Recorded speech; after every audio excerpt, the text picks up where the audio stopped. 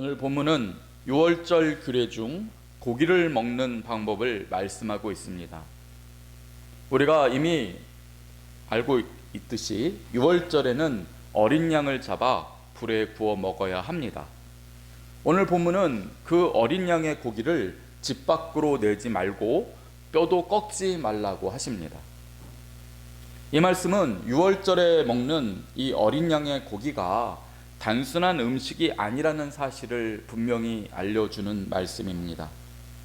만약 이 고기가 일반적인 음식이었다면 집 밖에서 먹어도 상관없을 것이고 불에 구워 먹지 않고 삶아 먹어도 무방했을 것이며 뼈를 토막내고 먹어도 아무 문제가 없었을 것입니다.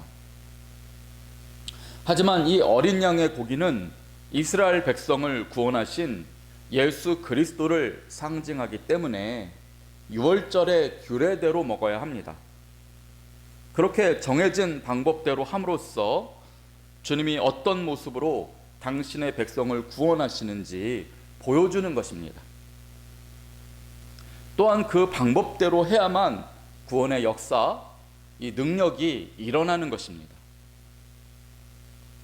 우선 본문 46절의 상반절은 이 어린 양의 고기를 집 밖으로 가지고 나가서는 안 된다고 하십니다.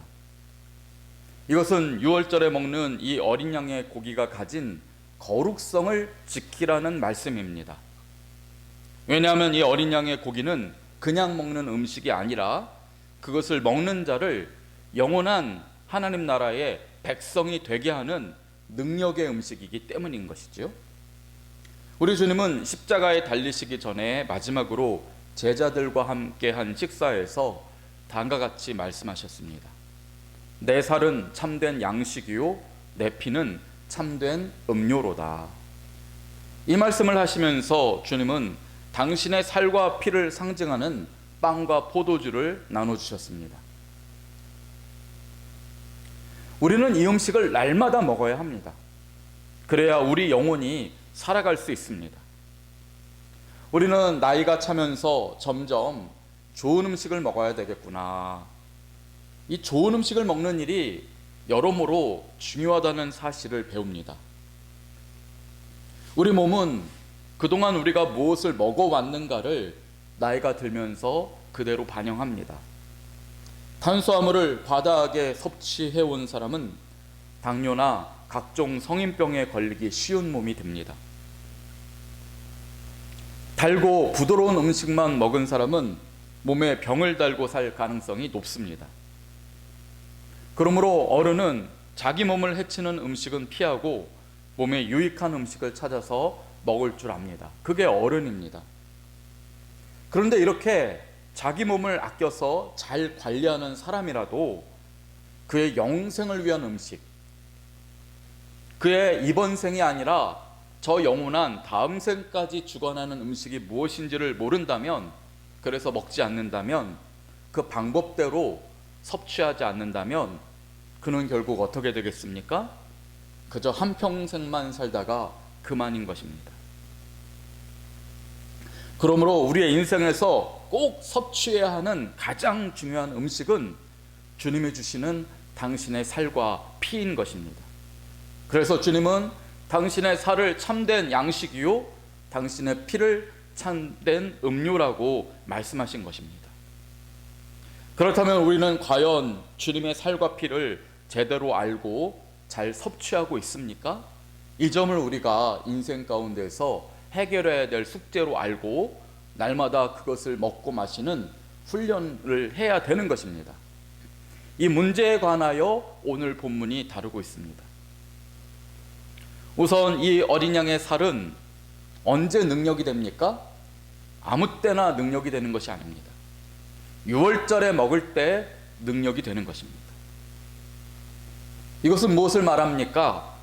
주님이 구원하신 은혜를 기억하기 위해서 하나님의 백성들이 한날 같이 먹는 그날 그 양식이 유효한 능력을 발휘한다는 것을 말합니다. 그렇게 함께 믿음을 가지고 같은 이 믿음의 행동을 하게 될 때 단순한 살코기에 지나지 않았던 어린 양의 고기는 그 믿음에 의하여 노예였던 이스라엘 자손들을 하나님 나라의 백성으로 변화시키는 것입니다. 오늘날도 마찬가지입니다. 주님의 살과 피를 상징하는 주님의 말씀이, 그리고 성령이 우리를 변화시키고 평범하고 보잘것없는 우리의 인생을 하나님 나라의 백성으로 변화시킨다. 그 믿음을 가진 사람들이 예배의 전에 나와서 말씀을 먹고 찬양하고 성령의 은혜를 경험할 때에 단순한 글자에 지나지 않는 말씀이지만, 단순한 소리에 울림이 지나지 않는 찬양이지만은 그 순간 그것이 능력이 되고 우리를 변화시키고 이 세상이 아니라 저 영원한 하나님 나라까지 우리를 인도하는 것입니다. 그렇게 이 음식은 아무나 먹어서는 안 됩니다. 이 은혜를 알지 못하는 사람, 믿음이 없는 사람은 그 점에 대해서 아무리 먹는다고 해도 깨닫지도 못할 것이고 오히려 해가 되기 때문입니다. 오늘 말씀을 보십시오.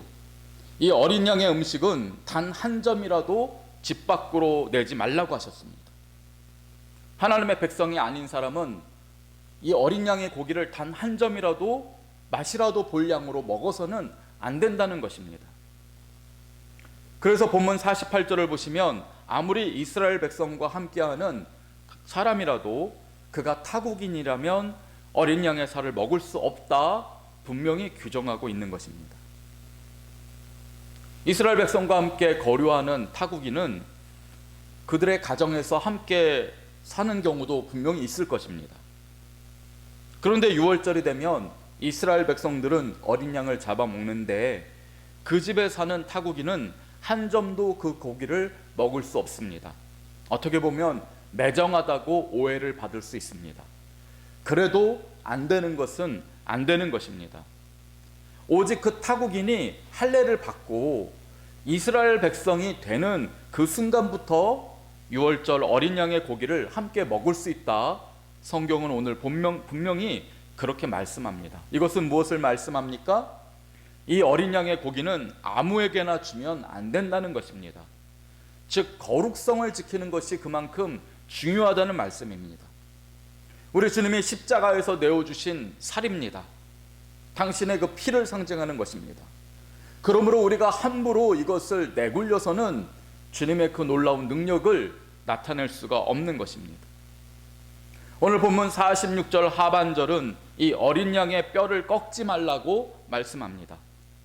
이 구절은 훗날 우리 주님이 어떠한 모습으로 십자가에서 죽으셨는지를 상징하고 있습니다. 요한복음 19장을 보시면 우리 예수님께서 십자가에 달리셨을 때 어떻게 돌아가셨는지를 기록하고 있습니다.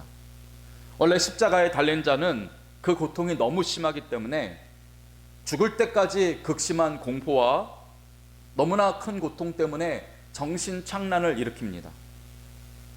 죽기 전까지 끊임없이 신음하고 비명을 지르게 됩니다. 그렇기 때문에 보통은 하루가 지나기 전에 십자가형을 집행하는 로마 군인들은 자비를 베푸는 마음으로 죄수의 다리뼈를 몽둥이로 쳐서 분지릅니다. 꺾습니다. 그러면 십자가에 달린 사람은 몸무게가 밑으로 쏠리면서 그 횡격막이 막혀서 호흡곤란으로 일찍 죽게 되는 것입니다. 고통이 그래야 끝나는 것입니다. 그렇게 자비를 베풀지 않는 죄수는 보통 3박 4일을 그 고통 속에서 극심한 고통과 공포 속에서 죽는 것입니다. 그래서 십자가형이 무서운 것이죠. 예수님의 뼈를 꺾으려고 로마 군인들이 다가왔을 때 그들은 주님이 이미 돌아가셨다는 사실을 확인하고 그 뼈를 꺾지 않았다고 요한복음 19장은 기록하고 있습니다. 여기서 우리는 왜 6월절에 어린 양의 뼈를 꺾지 않고 먹는지 분명히 알 수 있습니다. 6월절에 하나님의 백성들이 먹는 그 어린 양의 살이 무엇입니까? 그것은 단순한 고기가 아닙니다. 믿음으로 거룩성을 지키고 먹을 때 그것은 우리 주님의 살이 되는 것입니다. 십자가에서 당신의 생명을 내어주신 그 주님의 그 생명, 그 영원한 은혜를 먹는 것입니다. 그 거룩성을 믿고 지키면서 먹는 사람이 하나님 백성 되는 것입니다. 주님의 능력을 힘입는 것입니다. 학개서 2장 12절은 이 거룩성을 지키는 것이 얼마나 소중하게 다뤄야 하는 일인지에 대하여 다음같이 말합니다. 사람이 옷자락에 거룩한 고기를 쌌는데 만일 그 옷자락이 떡에나 국에나 포도주에나 기름에나 다른 음식물에 닿았으면 그것이 성물이 되겠느냐 하라. 학개가 그렇게 물음에 제사장들이 대답하여 이르되 아니니라 하는지라. 이런 말씀이 나옵니다. 여기서 거룩함을 얼마 정도로 지켜야 하는지를 분명히 말씀하고 있습니다. 거룩한 고기를 옷자락에 쌌습니다. 그런데 그 고기가 닿은 것도 아니고 그 옷자락이 떡이나 국에나 다른 것에 닿으면 그 순간 성물이 되지 않는다는 것입니다. 그만큼 거룩함은 제대로 지켜야 한다라고 성경이 말씀하고 있습니다. 그 거룩함을 지키지 못하는 순간 그 고기는 거룩한 능력을 발휘하는 고기가 아니라 그냥 단백질 덩어리가 될 뿐입니다. 그러므로 우리는 주님의 말씀을 먹을 때에 이것이 주님의 살인 것을 믿고 그 거룩함을 제대로 지키면서 주님의 말씀을 섭취해야 하는 것입니다. 우리 예수님도 마태복음 7장에서 다음과 같이 말씀하십니다. 거룩한 것은 개에게 주지 말며 너희 진주를 돼지 앞에 던지지 말라. 그들이 그것을 발로 밟고 돌이켜 너희를 찢어 상하게 할까 염려하라. 이 주님의 말씀을 보아도 거룩한 것이 어떻게 그 능력을 발휘하는지를 분명히 알 수 있습니다. 거룩한 것은요, 그 가치를 떠받드는 만큼 능력이 되는 것입니다. 아무리 거룩한 것이라도 상관없이 받으면, 거룩한 것인지 모르고 그렇게 쉽게 받으면 그 가치를 모르게 되고, 그래서 개에게 그것을 던지고 개는 그것을 밟을 뿐이라는 것입니다. 우리가 먹고 마시는 주님의 살과 피는 그러므로 세상 사람들은 이해할 수도 없고, 그들이 섣불리 그 말씀을 읽었다가는 그 거룩성은 사라지게 되고 오히려 그들은 오해하고 주님의 말씀을 은혜로 받지 못하고 공격하는 빌미로 삼게 되는 것입니다. 성도 여러분, 우리가 매일 새벽에 듣는 주님의 말씀은 거룩한 것인 줄을 믿으시기 바랍니다. 그냥 받아서는 능력이 되지 않습니다. 이 말씀을 우리의 생명 말씀으로 떠받들 때에 그 순간 이 말씀은 영혼의 참된 양식이 되고, 이 말씀을 통해서 오늘 하루가 능력의 은혜로 채워지게 되는 것입니다. 말씀은 어린 양의 살이며 우리 주님이 주시는 참된 양식입니다. 이 말씀을 날마다 먹지 않으면 우리의 영혼은 자랄 수가 없고 오늘 하루를 주님의 자녀답게 살 수도 없습니다. 하루 세끼 영양가 높은 음식은 꼬박 챙겨 먹는 성도라도 하루 중 한 번 섭취하는 생명의 말씀을 거르는 사람들이 많습니다.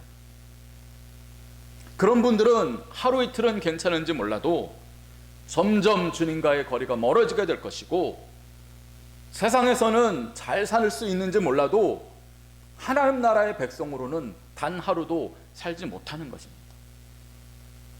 어느 유명한 목사님은 그가 어릴 때 아침 식사를 하기 전에 말씀을 읽지 않으면 그의 어머니가 밥을 주지 않았다고 합니다.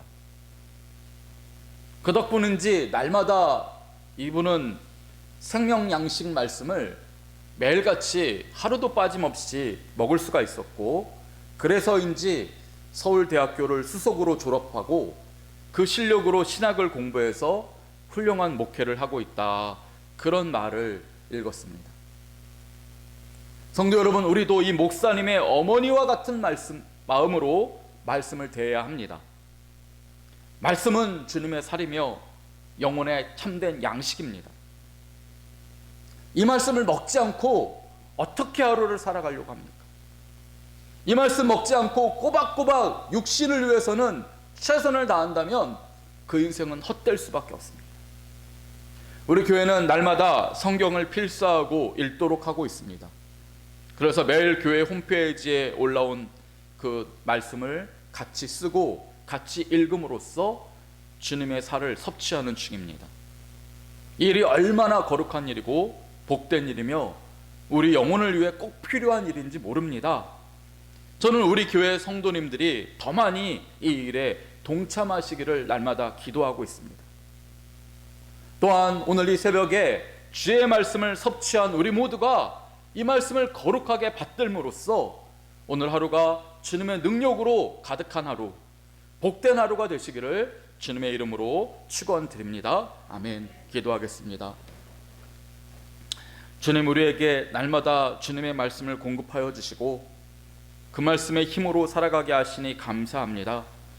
주님이 부르시는 그날까지 이 말씀 빼먹지 않도록 인도하여 주시고 그리하여 우리의 영혼이 날마다 주님께로 가까이 다가가게 하시며 비천한 삶으로 끝날 수 있는 우리의 삶이 날마다 하나님 안에서 거룩하여지고 위대하여지고 승리하는 삶이 되게 하여 주옵소서. 오늘도 주께서 당신의 살과 피를 말씀을 통하여 공급하여 주셨사오니 이 말씀을 받드는 저희들에게 주께서 능력을 허락하여 주옵소서. 우리 힘으로 살지 않게 하여 주시고 하나님의 영광을 빛나게 드러내는 복된 인생 되게 하여 주옵소서. 생명이요 길이요 진리 되시는 예수님 이름으로 기도드립니다. 아멘.